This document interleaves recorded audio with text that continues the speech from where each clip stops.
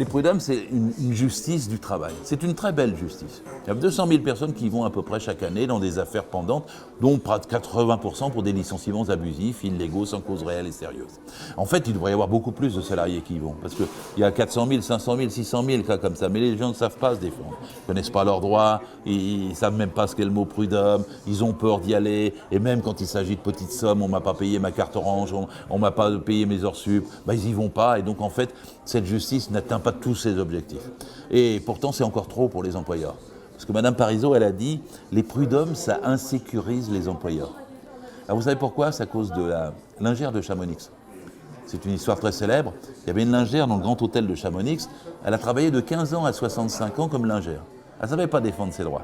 Elle habitait dans la chambre de bonne de l'hôtel. Elle commençait à 6h du matin, elle finissait à 20h.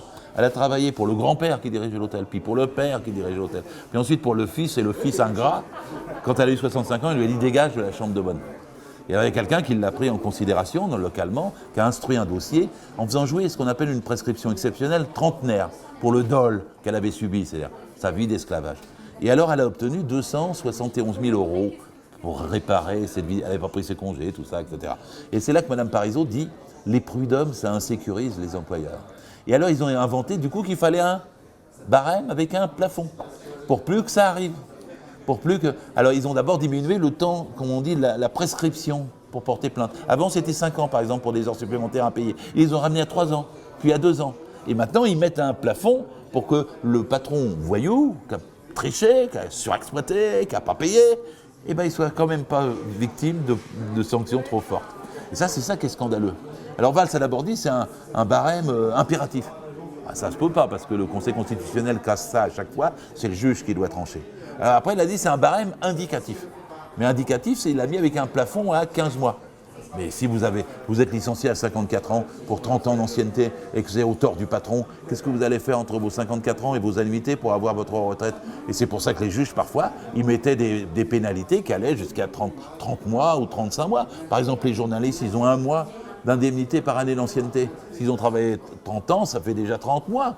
Et donc, en vérité, et maintenant, ils empêchent ça. Ils disent, c'est 15 mois. Non, on n'empêche pas puisque c'est indicatif. Mais oui, mais quand même, l'indicatif va jouer. Parce que l'avocat au tribunal va dire, monsieur le juge, pourquoi vous avez mis 25 mois alors que le barème dit 15 mois?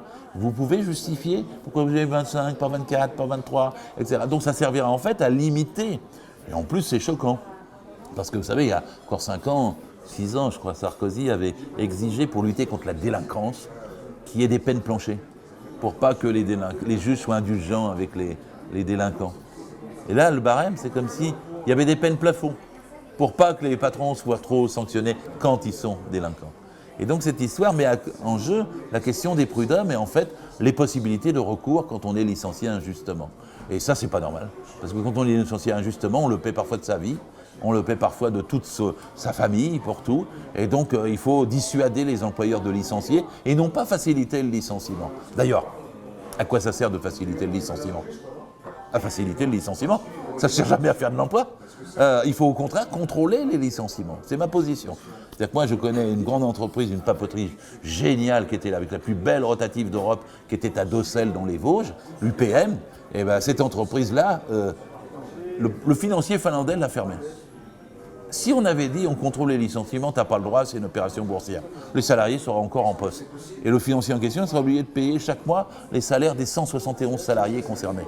Et s'il était obligé de faire ça, il dirait bon allez, je vous la laisse, faites une scope, faites ce que vous voulez, mais gérez-la et on garderait l'entreprise et on garderait les salariés. Il faut contrôler les licenciements pour contrôler les employeurs qui font des opérations boursières contre l'emploi. Il ne faut pas faciliter les licenciements comme El Khomri se propose de le faire.